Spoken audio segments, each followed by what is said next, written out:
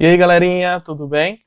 Sejam bem-vindos, eu sou o professor Felipe Felício, professor de Educação Física, e nosso estudo hoje é sobre os esportes. Nosso foco vai ser a classificação dos esportes. Então nós vamos utilizar o documento da nova BNCC, da Base Nacional Comum Curricular. Ela foi alterada recentemente e divide o esporte em 7 categorias, né, que estabelecem critérios da exigência motora que assemelham essas práticas.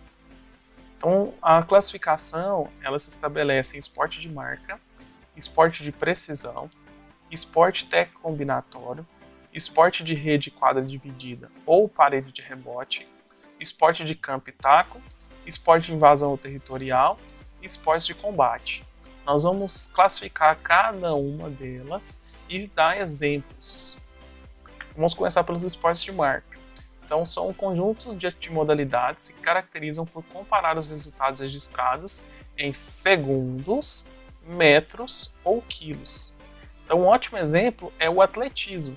Então, o atletismo, as provas de corrida, elas vão ser definidas, os seus vencedores, aquele atleta que executa dentro das regras, a distância no menor tempo possível.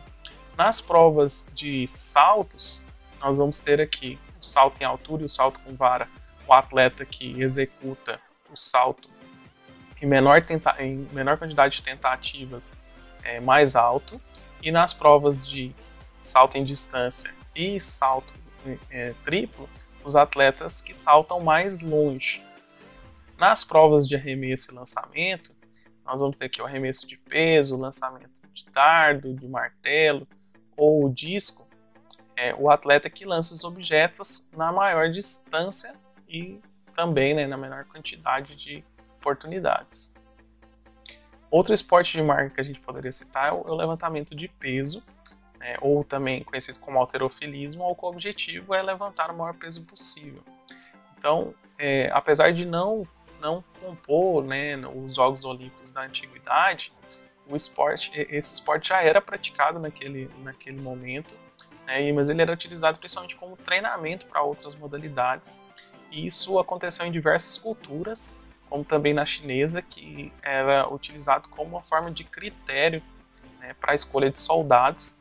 E essa modalidade ela tem duas categorias, que é dividida as provas de arranco, ao qual o atleta tem que tirar a barra do chão num único movimento e levar acima da cabeça, e a prova de arremesso, que o atleta eleva essa barra na altura da perna, e num segundo movimento, afastando as pernas, ele eleva a barra acima da cabeça e depois alinha o seu corpo, mantendo os braços estendidos. Quem consegue executar esses movimentos de forma precisa e com a maior quantidade de peso é declarado o atleta vencedor. Agora vamos falar dos esportes de precisão. Se caracterizam por arremessar e lançar um objeto, procurando acertar um alvo específico, estático, ou seja, parado, ou em movimento, comparando-se o número de tentativas empreendidas, a pontuação estabelecida em cada tentativa, maior ou menor do que a do adversário, ou a proximidade com o objeto arremessado ao alvo, mais perto ou mais longe do que o adversário conseguiu chegar. Então nós temos aqui o tiro com arco, Então, o arco e flecha, nós temos resquícios de que entendimento que ele era praticado desde a pré-história, então como objetivo de caça, e foi uma grande revolução militar até a criação da arma de fogo, mas é um esporte ao qual se requer bastante precisão, em que os atletas lançam as flechas na tentativa de aproximar do centro do alvo. Então, são 10 anéis concêntricos, que são graduados de 10 a 1, ou seja, o círculo central vale 10 pontos, e à medida que nós vamos afastando do centro, a cada círculo ele vai perdendo uma pontuação até chegar a 1. O atleta que executa a maior quantidade de pontuações dentro das tentativas é o atleta vencedor. E nós temos aqui um esporte que talvez seja novidade para vocês, que é o curling, que é um esporte de gelo, e é considerado o xadrez do gelo. O objetivo é lançar essas pedras, que elas são feitas de granito, no objetivo de aproximar do centro do alvo. Então nós temos aqui esses atletas com essas vassouras, que eles literalmente varrem o gelo, né, na tentativa de aquecer ele e formar uma camada fina de água, né, que faz com que essa pedra ganhe velocidade, né, de acordo com o objetivo daquela jogada. Então, ao final de todas as pedras lançadas, quem tiver a pedra mais próxima do centro do alvo marca aquela pontuação. Se eu tiver duas pedras mais próximas ao centro do que a do adversário, 2 pontos e assim por diante. 3 pedras, 3 pontos. Né? Então, no final de cada das rodadas, aquela equipe que marcou mais pontuação, ou seja, que deixou mais pedras próximas ao centro do alvo do que a do adversário, é a equipe vencedora. Agora, os esportes técnico-combinatórios. Então, reúne modalidades nas quais o resultado da ação motora comparado é a qualidade do movimento segundo padrões técnico-combinatórios. Então, elas vão compreender aqui as ginásticas e também outras modalidades, como o nado sincronizado. Então, vamos falar sobre a ginástica rítmica. Então, ela se define, né, por transmitir uma expressão corporal por meio de movimentos combinados, harmônicos e sincronizados, né, com a música, e tem a utilização de aparelhos. Então aqui a gente vê, né, uma modalidade também que é praticada pelas mulheres. São os 2 exemplos nossos aqui, tanto a ginástica quanto agora ainda no salto nado sincronizado são praticados pelas mulheres, e elas utilizam esses aparelhos. Aqui a gente vê o aparelho da fita, que é um aparelho muito bonito, mas nós temos também, além da fita, o arco, a bola, né, as massas e a corda. Existem provas individuais e também as provas de grupo, que são 5 atletas. Aqui a gente tem o nado sincronizado, que é considerado o balé sobre a água, apesar de eu ter falado que ele é praticado pelas mulheres. Inicialmente, final do século XIX, início do século XX, ele era praticado pelos homens, mas logo as mulheres tomaram conta da modalidade e passaram a desenvolver essa modalidade. Então ela é uma modalidade muito bonita. Tem provas de dueto e provas de grupo, que são de 8 atletas. E uma particularidade é que essas atletas não podem tocar no chão. Então elas fazem todos esses movimentos de ginástica, de dança, né, sem tocar o chão em nenhum momento. Então elas utilizam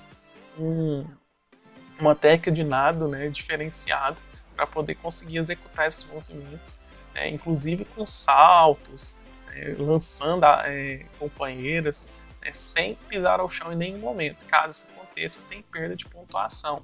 Existe uma câmera subaquática que os juízes ficam observando, para caso aconteça, aquela equipe, o dueto, perde pontos na sua execução. Agora vamos falar do esporte de rede, quadra dividida ou parede de rebote. Então são modalidades que se caracterizam por arremessar, lançar ou rebater a bola em direção a setores da quadra adversária, nos quais o rival seja incapaz de devolvê-la da mesma forma, ou que leve o adversário a cometer erro dentro do período de tempo em que o objeto do jogo está em movimento. Então vamos falar do vôlei de areia. O voleibol de areia é uma derivação do voleibol de quadra. Inicialmente tem uma controvérsia em relação ao seu início, né, se aconteceu nos Estados Unidos ou no Brasil, mas ele é jogado em dupla. No seu início, né, eram muitos atletas que estavam aposentados do vôlei de quadra, né, que começavam a praticar o vôlei de areia, mas hoje os atletas são dedicados à modalidade, muitas vezes também inicializados, né, no vôlei de areia. Ele tem suas particularidades, apesar de ser derivado, né, do esporte mãe, que é o voleibol de quadra, mas ele tem características que diferem, né, que faz com que o atleta tenha que ter um período de treinamento, né, diferenciado em relação à modalidade de quadra. Então não é tão simples fazer esse processo de adaptação. E a primeira medalha olímpica de duplas femininas, né, foi a primeira vez que aconteceu a modalidade, né, que foi nos Jogos dos Estados Unidos, em Atlanta, em 96, e o Brasil teve ganhou tanto medalha de ouro quanto de prata no feminino, né? Então foi a primeira medalha olímpica, né, de uma equipe brasileira, né, na modalidade feminina, na categoria feminina.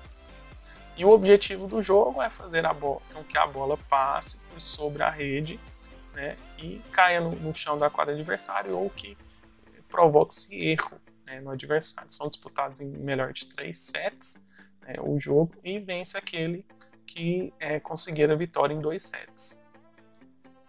Aqui já falar de um esporte que é considerado um esporte elite, um esporte que eu particularmente nunca joguei, nunca nem vi uma quadra de squash, né, mas é uma modalidade que tem uma particularidade, né, tem algumas diferentes versões da sua origem, mas uma diz que foi uma modalidade que foi adaptada do tênis, que era jogada por presidiários, né, eles inventaram então um esporte que é inicialmente pensado como o tênis, mas que eles jogavam dentro de celas. Então, por isso que ele é jogado dentro de 4 paredes nas competições oficiais, né, elas são jogadas, essas 4 paredes são paredes de vidro. Aqui nós temos a linha inferior e a linha superior, que é o que a gente considera a rede. Então, a bola tem que pegar entre essas duas linhas, pegando acima ou abaixo é considerado fora. O atleta, ao sacar, a bola tem que bater entre essas duas linhas e quicar no chão, né? Quando isso acontece, o atleta tem que rebater imediatamente, sem que a bolinha pegue a segunda vez ao chão. As paredes laterais e do fundo podem ser utilizadas, elas não são consideradas fora, e ganha-se o atleta. Tem várias formas de disputa, geralmente disputado em 5 sets, em pontuações de 11 pontos. Né? Então, a particularidade é que se chegar a 10 pontos, 10 a 10, o sacador pode definir se o jogo acaba no próximo ponto ou se tem que ter uma vantagem mínima de 2 pontos. Agora vamos falar dos esportes de campo e taco, que também não são esportes que nós não temos tanta facilidade, né? Não são esportes tão difundidos no nosso país. São as modalidades que se caracterizam por rebater a bola lançada pelo adversário o mais longe possível, para tentar percorrer o maior número de vezes as bases ou a maior distância possível entre as bases, enquanto os defensores não recuperam o controle de bola e assim somar pontos.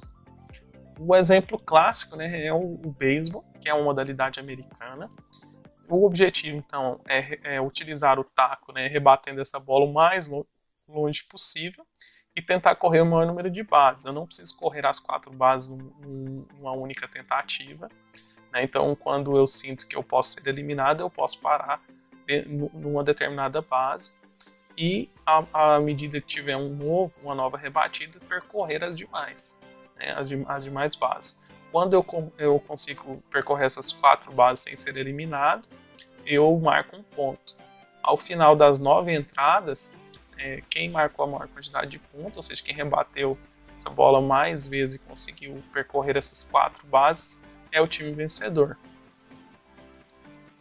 Agora vamos falar dos esportes de invasão territorial, que compreende os esportes mais praticados no Brasil e talvez os mais conhecidos no mundo, que são os conjuntos de modalidades que se caracterizam por comparar a capacidade de uma equipe a introduzir ou levar uma bola ou outro objeto a uma meta ou setor da quadra-campo defendida pelos adversários, como gol, cesta, touchdown, protegendo simultaneamente o próprio alvo, meta ou setor do campo. Nosso primeiro exemplo aqui é outro esporte americano, né, criado por James Naismith, que é o basquetebol. Então, aqui a gente tem a figura, né, do Michael Jordan, que é um ícone do esporte, talvez, com certeza, entre os maiores jogadores de todos os tempos, e aqui numa cena clássica, né, num concurso de enterrada, que ele consegue sair, né, saltar aqui da linha de lance livre e enterrar a bola. Então, foi considerado que o dia que ele aprendeu a voar. Então, o Michael Jordan é um ícone do esporte. E o objetivo do jogo é fazer a cesta, né, ou seja, jogar a bola dentro do aro, né, e ao mesmo tempo impedir que o adversário faça o mesmo. O jogo é disputado em 2 tempos, né, dividido em 4 quartos de 10 minutos. A NBA é de 12 e ao final do jogo a equipe que tiver mais pontuações vence. Uma particularidade do basquetebol é que não existe empate, né? Então vão ter subsequentes extra tempos, né, até que haja uma equipe vencedora com a vantagem mínima dentro da partida. Aqui a gente também, falando sobre o futebol americano, ele foi uma derivação do rugby, é um jogo muito dinâmico, né, que o objetivo principal do jogo é o ganho territorial, ou seja, de fazer, através de arremessos ou corridas, fazer com que a bola cruze essa linha adversária, né, chegando ao final do campo, o que a pontuação que é chamada de touchdown. Ela estabelece 6 pontos para a equipe. Existem outras pontuações, então toda vez que a equipe faz um touchdown, ela tem a oportunidade de fazer um extra point, que vale 1 ponto, que é um chute, né, que tem que passar entre o Y, ele tem que passar acima da barra horizontal e entre as barras verticais. Toda vez que acontece, dentro dessa ponte é 1 ponto. Ele pode optar em fazer, né, dentro de uma jogada, fazer um chute, né, que vale 3 pontos, e também tem ao converter um touchdown, eu posso fazer uma tentativa de 2 pontos, que é o mini touchdown, que é uma jogada. Em uma jogada eu tenho que tentar entrar novamente, né, na área de touchdown, ou quando eu também derrubo o adversário com posse de bola dentro da sua end zone, né, ou seja, dentro da end zone da equipe atacante. Isso a gente chama de safety e também é atribuído 2 pontos. Então é um jogo que tem a oportunidade de um atleta de 160 quilos jogar com um atleta de 80 quilos, que é bastante rápido, muito veloz, forte. Então é uma modalidade que compreende vários tipos físicos e diferentes características, né, de atletas mais fortes, de atletas mais velozes, né, de atletas mais pensadores, né, ou atletas muito técnicos, né, que é, por exemplo, a função do quarterback, é o organizador de jogadas. Então é uma modalidade muito dinâmica, mas que é praticada em poucos países do mundo, né? Então a principal liga, ela é a Liga Norte-Americana e praticamente é disputada somente naquele país. E agora, para finalizar, nós vamos falar sobre os esportes de combate, que agrupa as modalidades caracterizadas como disputa, nas quais o oponente deve ser subjugado com técnicas, tática e estratégia de desequilíbrio, contusão, imobilização ou exclusão de um determinado espaço, por meio de combinações de ações de ataque e defesa. O primeiro exemplo aqui é o boxe, que talvez o que tenha maior, né, incidência assim, de importância, principalmente financeira, né, do mundo dos esportes de combate. Então aqui a gente tem 2 lutadores históricos, né, que é a parte áurea do boxe, né, que é o Mike Tyson e o Evander Holyfield. Então são 2 figuras que são icônicas, né, mas que protagonizaram um momento talvez ímpar, né, em um momento que vai ser lembrado para sempre, que o Mike Tyson, ao perceber que estava perdendo a luta com o Evander Holyfield, ele morde a orelha e arranca um pedaço da orelha do Evander Holyfield, né? Claro, foi desclassificado e perdeu a luta, e a partir daí ele vê uma decadência da sua carreira. Então o boxe, o objetivo do pugilista é acertar o adversário com precisão, sendo que eu só posso fazer contato do tronco ou cabeça, né, e na maior quantidade de vezes, ou tentar levar o adversário a nocaute, que é quando executado um golpe que o atleta cai ao chão e permanece incapaz de lutar por 10 segundos. Quando isso acontece, a luta é encerrada. E por fim, a gente vai falar sobre o judô, que é uma modalidade oriental.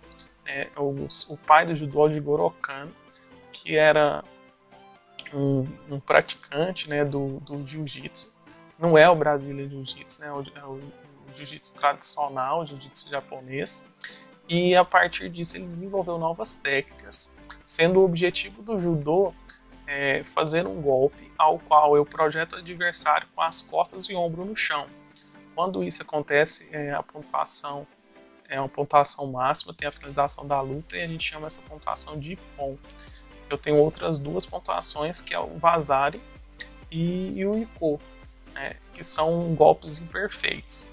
Também pode-se definir a luta pela imobilização, né, de acordo com o tempo imobilizado, eu vou estabelecendo pontuações até, se houver uma imobilização de a 20 segundos, também se declara Ippon e o atleta vencedor. Então essa foi a nossa aula de hoje, espero que vocês tenham gostado e agradeço muito. Valeu, galerinha, e com Deus!